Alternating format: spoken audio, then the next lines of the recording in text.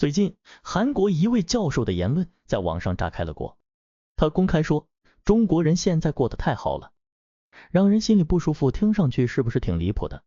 但其实这种话并不是突发奇想，而是背后有一整套复杂的心理和现实逻辑。我们先说个核心点，韩国的反中情绪早就不是什么民间吐槽那么简单了，它已经被政治化、系统化，成了他们内部博弈的工具，一种操控舆论、巩固意识形态的手段。那问题来了，他们为啥这么敌视中国？两个根子问题，第一是意识形态上的不适，他们那一套西方自由主义教育下长大的，打心底就对社会主义没啥好印象，而偏偏中国这个社会主义国家，这几年经济发展势头又猛，国际影响力越来越大，这直接打破了只有西方制度才能成功的神话，对韩国那种价值观体系是一次硬冲击，他们既理解不了也接受不了。第二是历史心理，韩国以前是中国的藩属国，这层主从关系虽然在表面早没了，但骨子里的依赖和恐惧感一直都在。现在中国强起来了，反而让他们更不安、更焦虑。再看现实层面，中国现在在很多核心领域已经甩韩国几条街，比如新能源汽车、芯片，甚至连他们最自豪的 Club 都离不开中国资本。你以为他们乐意？不乐意，但又没办法。就拿 AI 来说，中国的 DeepSeek、月之暗面这些产品发展飞快，韩国原本自诩亚洲硅谷，现在只能干瞪眼。以前他们还觉得中国只会做代工，现在看着中国企业从上游到下游，步步蚕食，自家饭碗都要保不住了。还有更现实的一面，中国的电商企业Temu、阿里这些已经在韩国本地建仓、设点、铺物流，等于是直接插入他们的商业生态。这哪是简单的竞争，这都触碰到他们的国家安全和产业安全神经了。但说到底，所有这些冲突其实都脱不开中美博弈这盘大棋。每次中美一角力，整个东亚都会跟着震一震。韩国现在最尴尬的地方就是想两边讨好，一方面靠美国当靠山，一方面又离不开中国市场。可问题是，墙头草的代价就是哪边风大哪边摔得很。如果韩国还不看清现实，继续幻想在中美之间玩平衡术，到头来只能是炮灰一个。在地缘政治里，最危险的不是你弱，而是你不知道自己几斤几两。最后送他们一句话，别把情绪当战略，别把幻想当现实。这是现实，不是偶像剧。좀 포인트가 안 맞는다. 아까 계속 중국에 대해서 모른다라는 거 하고 또 하나의 정서는 뭐냐면 일단 중국이 잘 되는 게 싫어요. 그 정서가 있거든요. 그게 저는 왜 그런지가 궁금한데, 이를테면 미국의 경우는 자기 노동자들이 자기 일자리를 WTO 이후에 굉장히 많이 뺏겼고, 그때 미국 정부는 도와주지 않고 금융 월가만 돈 벌었고, 우리 너무 억울해, 이런 정서가 있다고 해서 이해해요. 근데 우리의 경우에는 그 중국 제품이 매우 많이 밀려와서 제조업 노동자들이 굉장히 일자리를 많이 잃었다고 보기가 어렵고, 그런데도 불구하고 왜 이렇게 반중 정서가 좀 높다고 보세요? 우리나라 반중 정서가 높은 거야. 일단은 정치권도 그걸 되게 많이 이용하잖아요. 좋은 자원으로. 정치권이 아니라 이거는 반중 정서를 하자면 이걸 이제 진영화되어 있다 표현을 합니다. 매우 심각한 겁니다. 이게 뭐 제가 지금 이런 오늘 저희 방송을 보시고 여러 이제 분들이 댓글도 하고 하시겠지만 악성 댓글도 아마 많이 달리시겠죠. 네. 저는 기대하고 있습니다. 저 악성 댓글 엄청 많이 달릴 걸 알고 이야기를 하고, 제가 다른 방송에도 뭐 저에 대한 지지를 뭐 어떻게 보면 뭐 저 팬들도 많아지지만 제 악성한 댓글을 하시는 분도 많아지는데, 근데 저는 국가를, 그러니까 우리 국익을 위해서 정확한 팩트는 이야기를 해야 된다고 생각하는 사람이기 때문에 지금 이는 진영화가 되는 것은, 그러니까 반중을 넘어섰다고요. 이걸 정치적인 수단으로 위양을 하고 있다는 거죠. 그러니까 이게 극우와 극자 표현이 좀 그렇지만 이걸 하나의 진영화 시켜가지고 하나의 상대방을 공격하는 이런 논리로 혹은 이념으로 하고 있기 때문에 이게 매우 심각한, 우리한테는 좋지 않은 영향을 미친다라고 이제 보여지는 것들이고, 이게 이제 우리하고 체제가 다르기 때문에, 우리가 잘 모르기 때문에, 중국은 워낙 이제 일단 체제가 다르니까 우리는 자유민주주의 부분인데 는 사회주의 국가이기 때문에 일단 사회주의가 잘 될 수가 없어.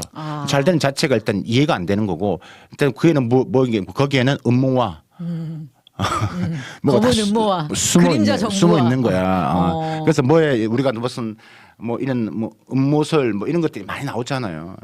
그만큼 이제 투명하지 않기 때문에 이제 그런 부분이 또 있는 것 같고 두 번째는 일단 중국이 잘 되는 게 싫어요.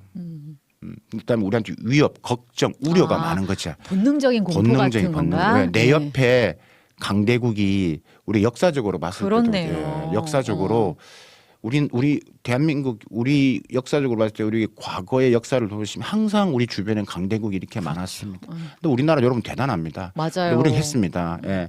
정말 뭐 예전에 뭐 학자 그런 말 있죠. 그러니까 이거는 미국의 학자가 그런 말을 했는데 지도상에서 정말 역사적으로 폴란드와 한국이라는 나라가 없어져도 이상하지가 않다라는. 또 우리는 안 없어졌습니다. 폴란드는 정말 부침이 심했지만 우리는 분단국가 될지언정. 우리 대한민국 주변에 워낙 강대국이 많아요. 제일 싼 나라들. 그리고 제일 센 나라들 게 많기 때문에 근데 점점 중국이 올라오고 있는 거예요. 근데 미국과 중국 그 부분에서 중국이 안 지고 있다. 아니, 그러네요. 옛날 생각엔 우리 생각했던 미국이 한꺼번에 그냥 샥 들면 되는데. 네. 근데 이번에 보니까 더 중국이 뭐 나오는 소식은 뭐 딥시크가 나오고 뭐 중국이 AI를 한국이 추월했다고 지금 우리나라 정부도 AI나 조선이나 다 우리를 추월했다고 우리나라가 먹고 살았던 여러 가지의 이런 산업군들이 다 중국이 추월했다는 이야기를 뉴스를 접하면서 당연히 안 좋죠. 두려움. 그러니까 우리가 직시하자고요. 맞습니다. 그걸 자꾸 외면하면요. 제대로 된 해결책이 안 나오죠. 잘 맞습니다. 그렇기 때문에 그걸 자꾸 안 된 프레임으로 안 좋은 것만 보려고 하시면 우리나라 국익에 절대 도움되지 않습니다. 그걸 보시고 거기에 대한 대응을 우리가 짜야 됩니다. 그래서 맞습니다. 앞으로에 대해서 제가 그래서 자꾸 말씀드리는 게 앞으로의 골든타임 5년이 매우 중요하다. 안 보고 싶다고 안 보고 듣고 싶지 않다고 안 들으면 바로 옆에 있잖아요. 근데 그 영향을 우리가 직격탄으로 받습니다. 지금 중국 기업이 제일 많이 나가는 나라가 지금 한국을 딱 거점화했습니다. 계속 들어오고 있는 거예요. 여러분 제 말 만나면 나중에 보십시오. 지금 우리나라 뭐 지금 뭐 보시는 뭐 엔터테인먼트에 지금 중국 자본들이 거의 조금씩 우리나라 앞에는 엔터테인먼트 우리나라 기업이지만 다 뒤에는 중국 자본이 있을 겁니다. 지금 K컬처라고 해서 전 세계적으로 선전을 하고 있는 느낌이었는데 자본 면에서 따지면 중국 자본이 굉장히 많이 들어오고 있어요. 지금 뭐 카카오든 SM이든 뭐 하이브든 뭐 다 중국 자본들이 지금 있기 때문에 이게 저는 시작이라 보고 여러 지금 미국의 대중국 제재에서 중국 기업들도 탈중국을 해야 되고 탈중국이 안 좋은 게 아니라 생존을 위해서 하는 겁니다. 중국 정부도 뭐라고요? 나가라. 그걸 중국에서는 출해라고 합니다. 출해. 바다를 나가라. 와, 무섭네요. 네. 그래서 그러면 그게 쭉 봤을 때 어디를 제일 거점화하느냐? 와. 대한민국, 한국. 지정학적으로나, 그러니까 위치적으로나 아니면 문화적으로나 미국과 친하고.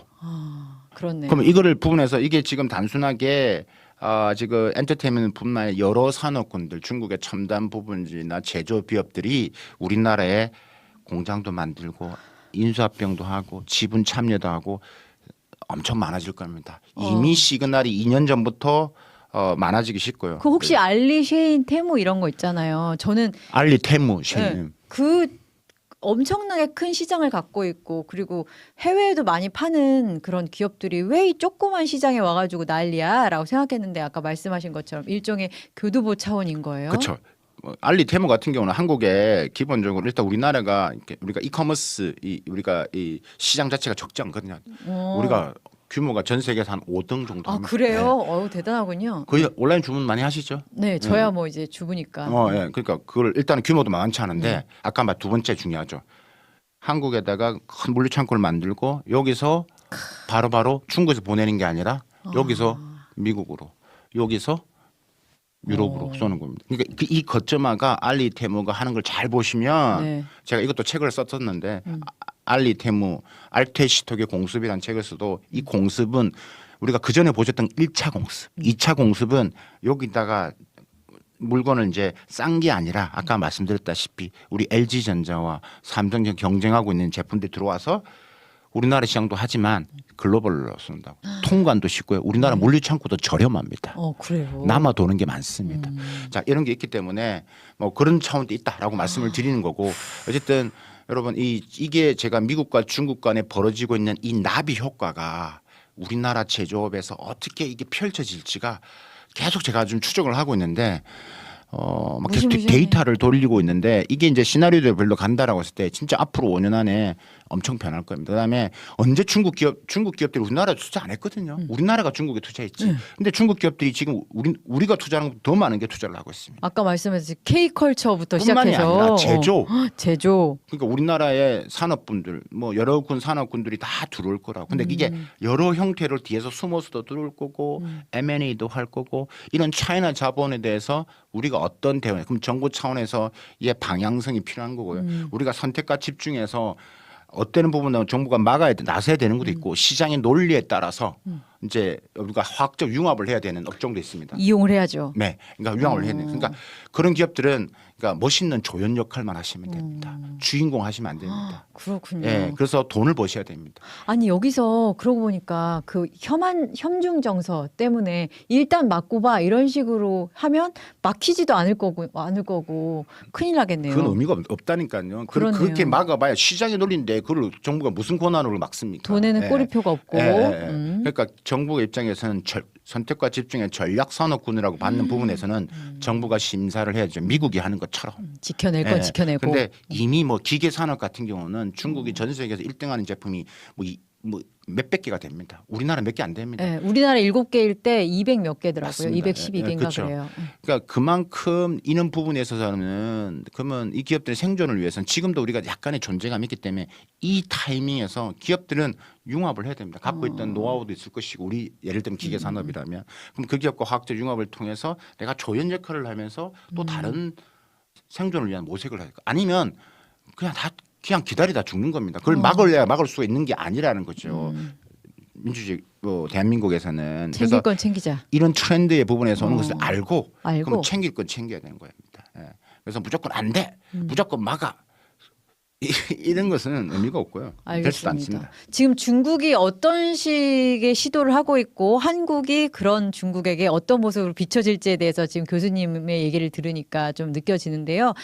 本期节目就到这里，感谢大家收听，欢迎订阅分享，下期见。